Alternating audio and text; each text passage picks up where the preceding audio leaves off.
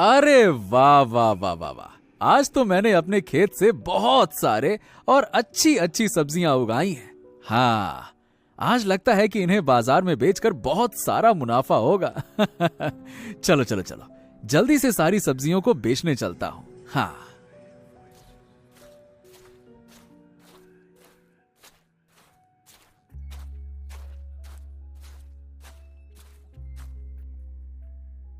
सब्जी ले लो, सब्जी ले लो, हरी हरी और ताजी ताजी सब्जी ले लो, ताजी ताजी सब्जी ले लो, ताजी ताजी अच्छी वाली खेत से उगी हुई सब्जी ले लो।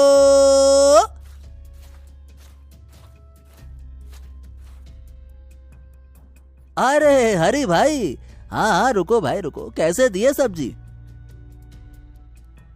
अरे भाई ले लो, सस्ती है। ये देखो, ये बैगन रहा सिर्फ 40 रुपए किलो का। हाँ बोलो। अच्छा चलो, अब दे दो मुझे 1 किलो बैगन ही दे दो। यार तुम ही हो जो पूरे गांव में इतने कम दामों में सब्जियां बेचते हो। हाँ, नहीं तो बाकी सबके दाम आसमान छू रहे हैं। अरे नहीं भाई, मैं तो बस अपनी मेहनत से ये सब्जियां उगाता हूँ और थोड़ी सी मुनाफे के साथ पूरे गांव में बेचता हूँ।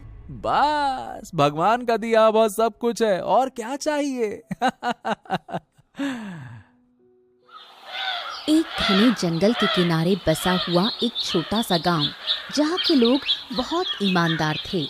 इन ईमानदार लोगों में से सबसे ईमानदार एक किसान, जिसका नाम हरिनाथ था, जो रोज सुबह की पहली किरण के साथ अपने खेतों में निकल जाता था खेतों में काम करने, और पूरे दिन ईमानदारी से मेहनत कर अपने घर आ जाता था।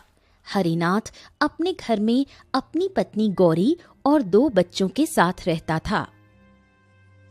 अरे, आप आ गए। आज तो आप बहुत जल्दी आ गए। हाँ गौरी, क्या है कि आज थोड़ी कम काम था ना, इसीलिए। अच्छा, तो आज आप सब्जी बाजार में बेचने नहीं गए थे क्या? अरे नहीं गौरी, अब आज नहीं, कल जाऊंगा। आज थोड़ी ज्यादा सब्जी उगा दिया है और कल जाके जो थोड़ी बची है ना, सबको बेच दूंगा। हाँ। अच्छा, और हाँ, आपको ना एक बात बतानी थी। आज ना हमारे घर फिर से मुखिया जी आए थे। वो कह रहे थे कि आपसे कुछ बात करनी है। अच्छा, मुखिया जी हमारे घर फिर से आए थे? अरे अब उनको और क्या ही बात करनी होगी। ले दे के हमारे जमीन के अलावा उनके पास और कोई बात रहती है क्या करने के लिए? अच्छा ठीक है गौरी, मैं कल जाकर मुखिया जी से बात कर लूंगा। तुम जल्दी से खाना दे दो, बहुत जोर की भूख लगी है। हाँ, लगाओ लगाओ लगाओ। हाँ हाँ रुकिए, मैं अभी लेकर आई।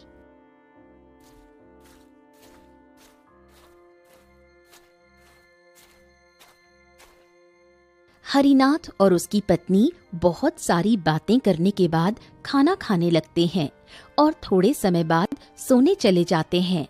दूसरे दिन सुबह होते ही हरिनाथ निकल जाता है मुखिया जी के पास। गांव का मुखिया बहुत लालची और निर्दयी किस्म का आदमी था। वो गांव के कितने सारे लोगों की जमीन हड़प चुका था और अब हरिनाथ की जमीन पर उसकी नजर थी। नमस्ते मुखिया जी, नमस्ते नमस्ते। हाँ, अरे आओ आओ आओ हरिनाथ, आओ आओ आओ। आजकल बहुत व्यस्त लग रहे हो। हाँ।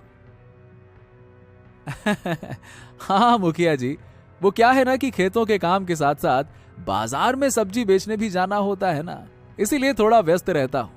लेकिन मुखिया जी, वो मेरी गौरी बोल रही थी कि आप कल हमारे घर पे आए थे। हाँ हाँ हाँ हाँ हरिनाथ, कल मैं गया था तुमसे मिलने के लिए, लेकिन पता चला कि तुम खेतों में काम करने गए हो। हाँ हाँ मुखिया जी, बताइए ना क्या काम था, बताइए। देखो हरिनाथ, बात ऐसी है कि हम तुमसे कई बार एक तो बोल चुके हैं कि वो जिस जमीन पर तुम फसल उगाते हो वो जमीन हमको दे दो, हम उसके बहुत सारे पैसे दे देंगे। बोलो। अरे मुखिया जी, मैंने आपको कितनी बार कहा है कि मैं वो जमीन आपको नहीं दे सकता। और आप तो जानते ही हैं कि हमारा परिवार उसी जमीन के बलबूते पर तो 2 वक्त की रोटी खा पाता है। और ये सब जानते हुए भी पता नहीं भला आप क्यों उसी जमीन के बारे में मुझसे बार बार पूछते रहते हैं। क्यों क्यों पूछते हैं आप? अरे अरे अरे हरिनाथ, तुम गुस्सा क्यों होते हो भाई? अच्छा चलो ठीक है, तुम आज नहीं दे रहे हो, लेकिन याद रखना एक न एक दिन वो जमीन तुम्हें हमें देनी ही होगी। हाँ हाँ मुखिया जी, जब का तब देखा जाएगा। चलिए अब मैं चलता हूं, मुझे जल्दी है। आज बाजार सब्जी बेचने भी जाना है, वैसे भी बहुत देर हो गई है। चलिए, राम राम। हरिनाथ मुखिया जी की सारी बातों को इनकार कर वहां से चला जाता है खेतों की तरफ। वहीं दूसरी ओर मुखिया के आदमी मुखिया से बोलते हैं, अरे मुखिया जी, लगता है कि ये हरिनाथ ऐसे नहीं मानने वाला। हाँ हाँ मुखिया जी, और मैं तो बोलता हूँ कि चलो हम लोग इसके सारे फसल को ही बर्बाद कर देते हैं। अपनी फसल की वजह से बड़ा अकड़ता है ना, और वैसे भी फसल के मामले में ये हमारे गांव का सबसे बड़ा कंपटीटर है। हाँ, और इसी की वजह से हम लोग सब्जियों को पूरा बेच भी नहीं पाते। ससुरा सस्ते दाम में बेचता है। क्या पता इसकी सब्जियों में किस प्रकार की चमक होती है जो सारे गांव वाले इसी से सब्जी खरीदते हैं। अरे नहीं रे मगरुआ, ऐसा हम अभी नहीं कर सकते। अभी तो उसकी जमीन को लेना है। अगर उसकी जमीन हमारे हाथ लग जाती है तो तू नहीं जानता कि उसके जमीन के नीचे बहुत सारा खजाना है। हाँ, लेकिन अभी इसे पूरे गांव के लोग जानते हैं। हमें बस सही समय का इंतजार करना होगा।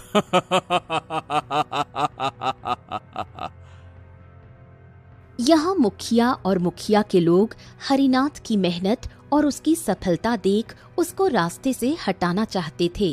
वहीं दूसरी तरफ हरिनाथ अपनी पूरी मेहनत से खेतों में से सब्जियों को लेकर बाजार चला जाता है बेचने। हरिनाथ जहाँ सब्जी बेचा करता था, वहीं मंगरू और ललन भी सब्जी बेचा करते थे। लेकिन गांव के लोग हरिनाथ से सब्जी लेना ही पसंद करते थे। हरी हरी ताजी ताजी सब्जियां ले लो, अभी अभी खेतों से लेकर आया हूँ। जल्दी ले लो, जल्दी, नहीं तो खत्म हो जाएंगी। अरे हरे भैया, ये टमाटर कैसे दिए? ले लो भाई, टमाटर का क्या है, 30 रुपए किलो। ले लो ले लो, बढ़िया ताजे ताजे हैं। अच्छा चलो हरी भैया, दे दो मुझे 2 किलो। हरिनाथ की इसी ताजी सब्जियों के कारण इसकी दुकान पर रोज भीड़ लग जाया करती थी। और देखते ही देखते कुछ मारा ऐसा मारा, एकदम लपेट लपेट के।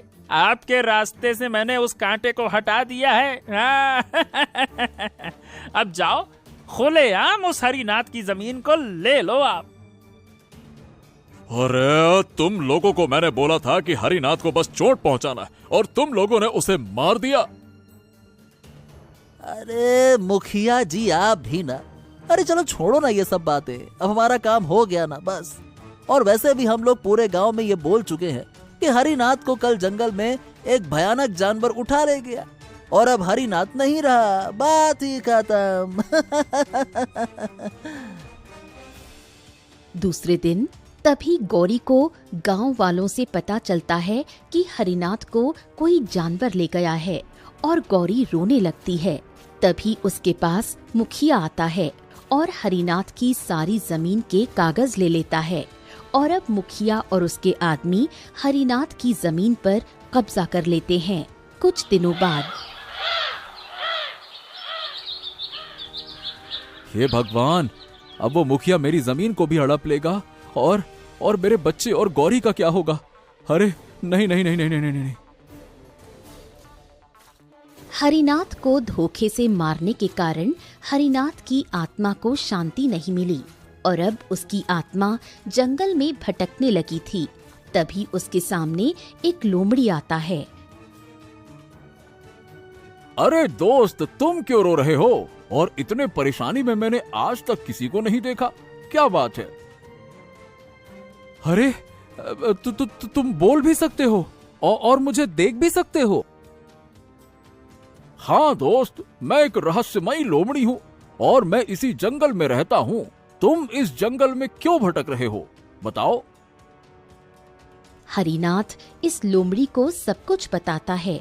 लोमड़ी को ये सब सुन बहुत गुस्सा आता है और सारा सच जानने के बाद लोमड़ी बोलता है, अरे दोस्त, ये तो तुम्हारे साथ बहुत बुरा हुआ, लेकिन तुम उदास मत हो। मैं तुम्हें इंसाफ जरूर दिलाऊंगा और उन बदमाश लोगों का सच सबके सामने लेकर आऊंगा। लेकिन चतुरंगी, वो मुखिया और उसके आदमी तुम्हें भी नुकसान पहुंचा सकते हैं। नहीं दोस्त, वो हमारा कुछ नहीं बिगाड़ सकते।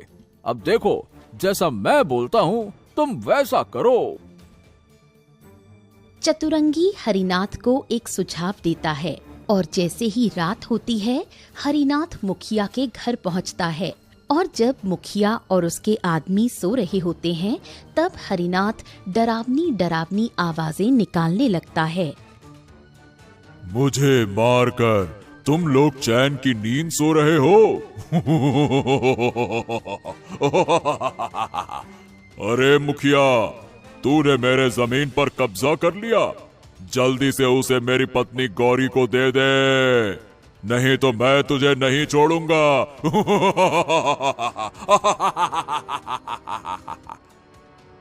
हरिनाथ की ये डरावनी आवाज सुन मुखिया और उसके आदमी ललन और मंगरू बहुत ज्यादा डर जाते हैं। दूसरे दिन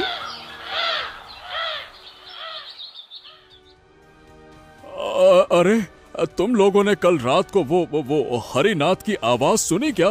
वो अभी जिंदा है। हाँ हाँ हाँ मुखिया जी, बाप रे बाप, वो कितनी भयानक आवाज थी। हाँ अरे मुखिया जी, मैंने भी वो आवाज सुनी, लेकिन ऐसा कैसे हो सकता है? हमने तो उस हरिनाथ को मार दिया था ना, तो फिर उसकी वो डरावनी आवाज कैसे आ सकती है? अरे मुखिया जी, आपने सुना? वो बोल रहा था कि उसके जमीन को उसकी बीवी और उसके बच्चे को देने के लिए बोल रहा था।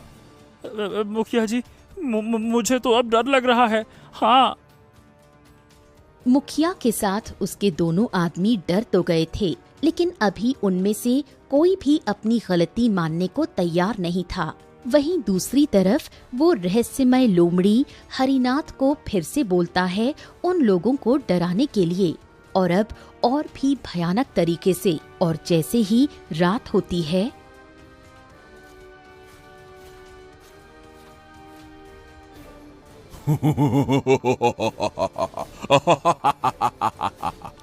तुम लोगों ने मेरी बात नहीं मानी। अब देखो मैं तुम्हारे साथ क्या करता हूँ। तुमने मेरी जमीन हड़प ली और मुझे मारा भी। अरे मुखिया, तूने मेरी जमीन पर कब्जा क्यों किया? चल जल्दी से मेरी जमीन के कागज मेरी पत्नी को दे दे, नहीं तो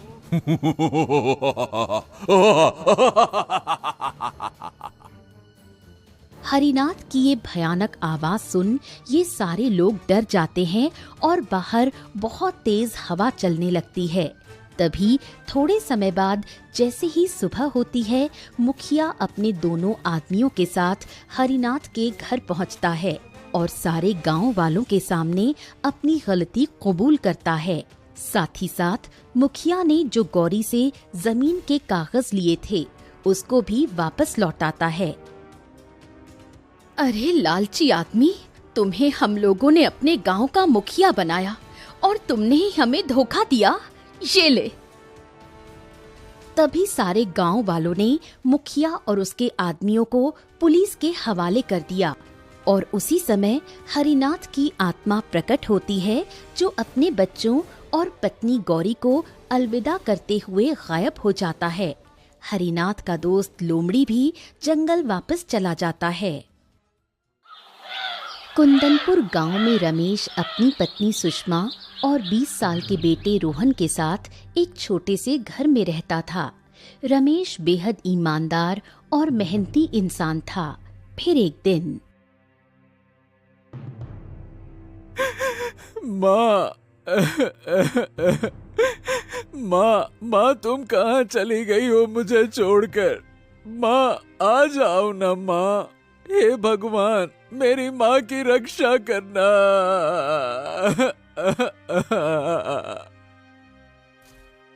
तभी रमेश दौड़ते हुए आता है और कहता है,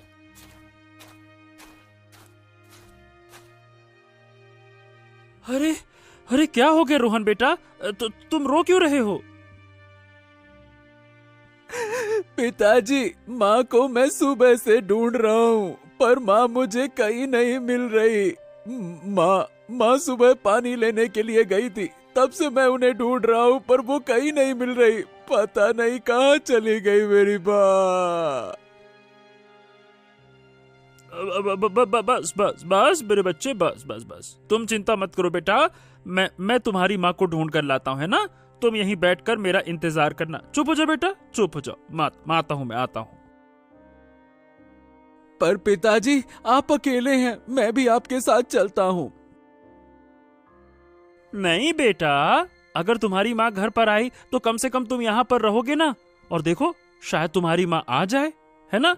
चलो चलो मैं आता हूँ।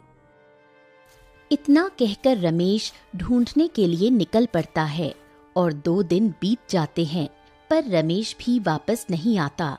तब रोहन परेशान हो जाता है।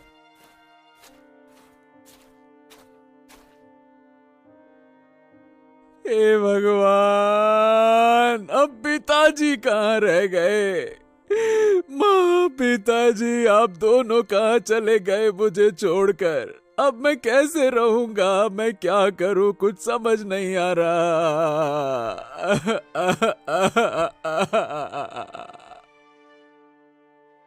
रोहन फूट फूट कर रोने लगता है। तभी रोहन का चाचा वहां आता है।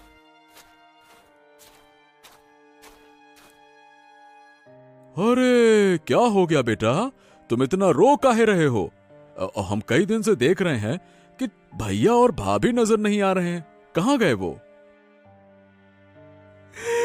चाचा, माँ पिताजी कहाँ है? मुझे भी नहीं पता, मैं बहुत परेशान हूँ।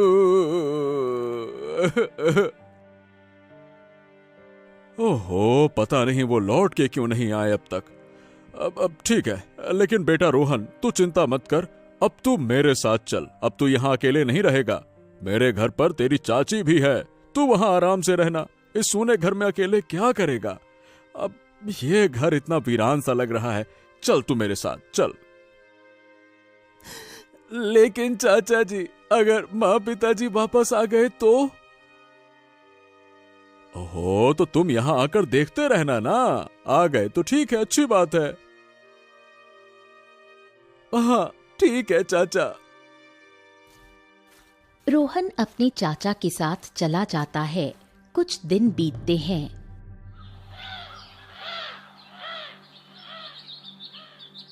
बेटा, तू चिंता मत कर, कभी ना कभी वो जरूर मिलेंगे।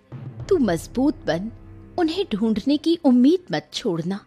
बता बेटा, कुछ खाना है क्या? तू बहुत कमजोर दिख रहा है, कुछ खा ले। नहीं चाची, मेरा मन नहीं है, मुझे कुछ नहीं खाना। मैं थोड़ी देर बाहर टहलने जा रहा हूँ, शायद थोड़ी हवा लगे तो मन हल्का हो जाए। ठीक है बेटा, लेकिन ज्यादा दूर मत जाना और शाम होने से पहले वापस जरूर लौट आना। रोहन बाहर निकल जाता है।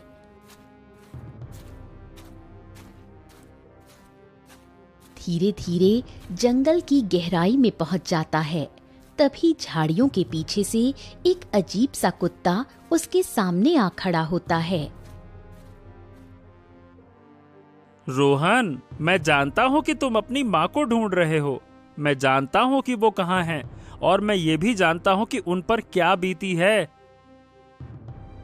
अरे तुम हो कौन? और मेरी माँ के बारे में कैसे जानते हो कि क्या हुआ है मेरी माँ को? वो कहाँ है?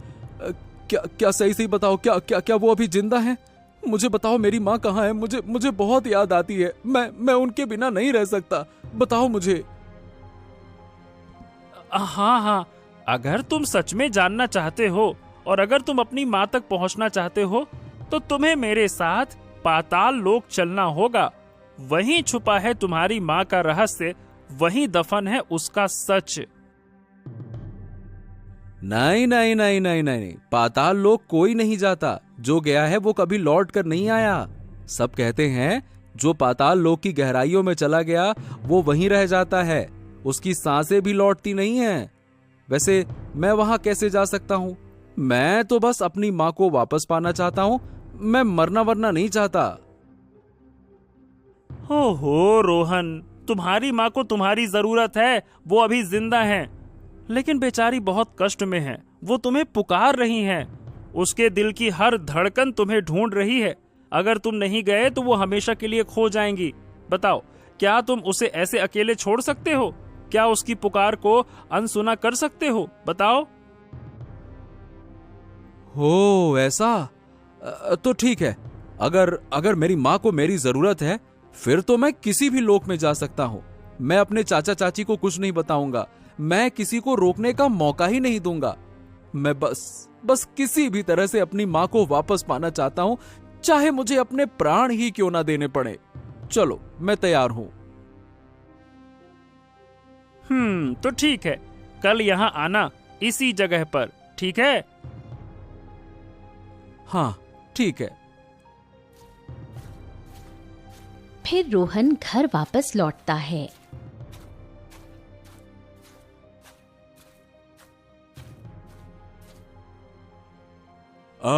बेटा रोहन आ गए। अरे भाई कहाँ थे, बहुत टाइम लग गया। और तुम्हारा चेहरा भी अजीब लग रहा है, जैसे तुम परेशान हो। ये बताओ सब ठीक तो है ना बेटा? हाँ चाचा जी, सब ठीक है। बस यूं ही थोड़ा मन खराब था कुछ बातों को लेकर, इसीलिए थोड़ा लेट हो गया। अच्छा ठीक है बेटा, चलो अब जाओ आराम करो, है ना? जाओ। रोहन चुपचाप अपने कमरे में चला जाता है।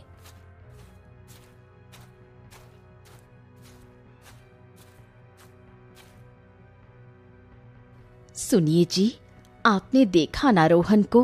अभी आया है, पर उसकी आंखों में जो डर और बेचैनी है वो साफ झलक रही है, जैसे वो किसी भारी बात को दिल में छुपा रहा है। अरे भाग्यवान, तू भी ना हर बात में शक करती है। अरे भाई बच्चा है, अकेला रह गया है, माँ बाप नहीं रहे तो थोड़ा परेशान तो रहेगा ही ना। एकदम से कैसे हंसता खेलता हो जाएगा? गजब बात करती हो। नहीं जी, आज मेरी ममता मुझे धोखा नहीं दे रही है। ये लड़का कोई बात हमसे छुपा रहा है। मुझे लगता है कि उसे हमारी सच्चाई के बारे में कुछ भनक लग गई है। ओहो, चल ठीक है, अब तू कह रही है तो बात में तो दम होगा। अब ये बता क्या करें फिर? एक काम करो, कल सुबह जब ये निकले तो इसके पीछे जाना और ध्यान से देखना कि ये दिन भर कहाँ जाता है, क्या करता है, किससे मिलता है। ये बहुत जरूरी है, नहीं तो एक दिन ऐसा आएगा कि हम अपने किए पर पछताएंगे। ठीक है, मैं देखूंगा, कल इसका पीछा करूंगा।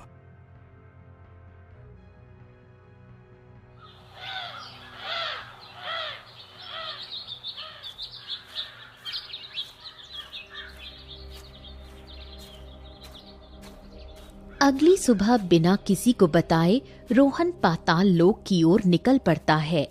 तभी उसे वो कुत्ता मिलता है। ओ, तो तुम आ गए रोहन, मुझे लगा नहीं था कि तुम आओगे। मैं अपने माता पिताजी से मिलने के लिए पाताल लोक क्या स्वर्ग लोक भी जाना हो तो मैं जाऊंगा। वाह, बहुत अच्छे रोहन। अच्छा, पाताल लोक जाने से पहले तुम्हें एक प्रश्न का उत्तर देना होगा, तभी पाताल लोक का द्वार खुलेगा। हाँ ठीक है, पूछो। मैं हर उस सवाल का जवाब दूंगा जो मुझे मेरे पिताजी तक पहुंचा दे। पूछो।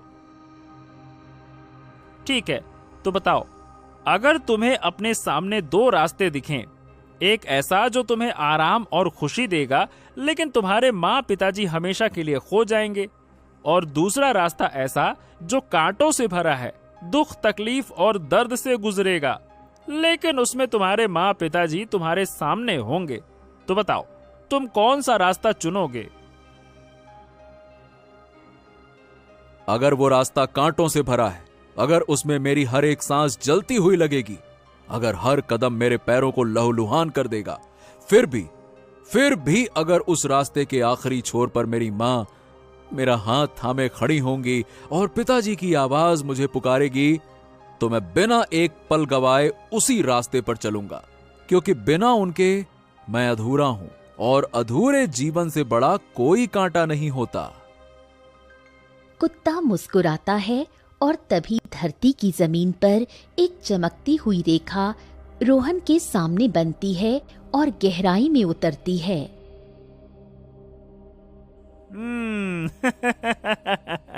शाबाश रोहन, शाबाश। तुम्हारा उत्तर तुम्हारे दिल की गहराइयों से निकला है। यही जवाब था जो पाताल लोक के द्वार को खोल सकता था। ये रास्ता अब सिर्फ तुम्हारे लिए है। ये तुम्हें पाताल लोक की उस गहराई तक ले जाएगा जहां तुम्हारे माँ और पिताजी की सच्चाई छुपी है। पर ध्यान रखना, इस रास्ते में कोई भी तेरा साथ नहीं दे सकता। ठीक है, अब तुम्हें अकेले ही जाना होगा। जाओ।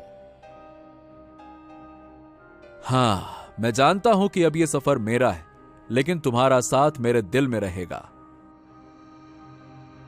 जाओ जाओ रोहन, तुम्हारी सच्चाई तुम्हारा इंतजार कर रही है, और अपना ख्याल रखना। जाओ। रोहन साहस के साथ उस अंधेरे और रहस्यमय रास्ते में उतर जाता है और पाताल लोक की यात्रा शुरू होती है। चलते चलते वो एक गुफा में पहुंचता है, जहां उसे एक रहस्यमयी तांत्रिक मिलता है। ओ, तो तुम वही लड़के हो जो अपनी माँ के मोह में पाताल लोक चला आया।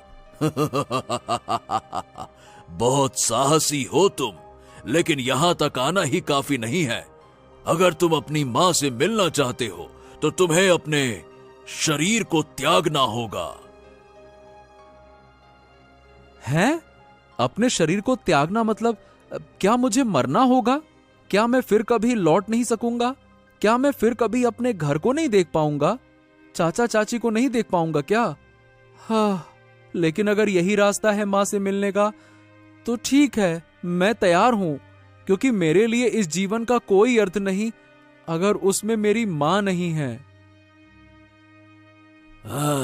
सोच लो बालक, एक बार ये निर्णय ले लिया तो फिर लौटने का कोई मार्ग नहीं बचेगा। ये अंतिम सांसों की डगर है, सोच ले। हाँ, मेरी सांसें मेरी नहीं है, मेरी जिंदगी भी मेरी नहीं है। जब मां ही नहीं है तो इस शरीर का बोझ लेकर क्या करूंगा मैं? अब बस मां से मिलना चाहता हूं और बस एक बार उन्हें गले लगाना चाहता हूं। मैं तैयार हूं। तांत्रिक आंखें बंद करता है और मंत्र बुदबुदाता है। ओम नमः कालाय शक्तये नमः।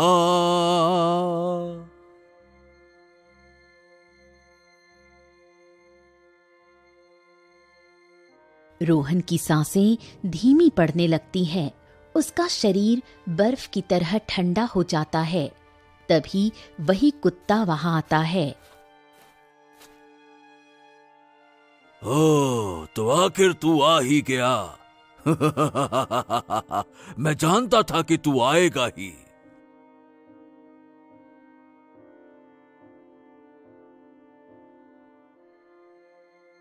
हैं तुम? अरे तुम तो जिन बन गए। अरे ये क्या हो रहा है? मेरी तो कुछ समझ में नहीं आ रहा।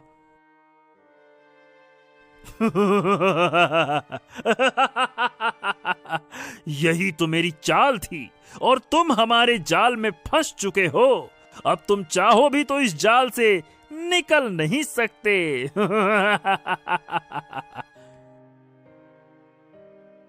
नहीं नहीं नहीं नहीं नहीं नहीं, ये सच नहीं हो सकता। तुम तो मेरी मदद कर रहे थे, तुमने ही तो कहा था कि मेरे माँ पिताजी को ढूंढोगे।